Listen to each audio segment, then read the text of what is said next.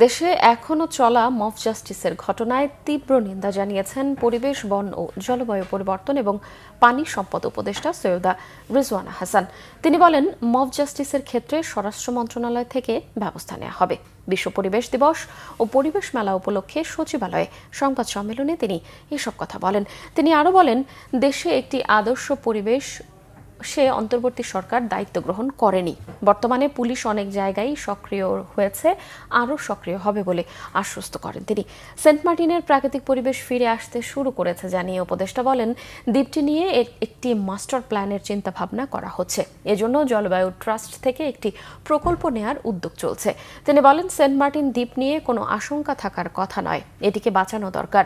দ্বীপটি বাঁচাতে পারলেই সব আশঙ্কা দূর হয়ে যাবে। জানান, দেশের শপিং সেন্টারগুলো শতভাগ পলিথিন ব্যাগ মুক্ত হয়েছে, তবে কাঁচা বাজারগুলোতে নিজেদের অভ্যাসের একটি চ্যালেঞ্জ রয়ে গেছে। 17টি পণ্যকে একবার ব্যবহৃত প্লাস্টিক হিসেবে তালিকাভুক্ত করা হয়েছে। শীঘ্রই এই পণ্যের বিরুদ্ধেও অভিযান শুরু হবে বলে জানান উপদেষ্টা। একটা আদর্শ পরিস্থিতিতে পরিবেশে আমরা দায়িত্ব গ্রহণ করি নাই।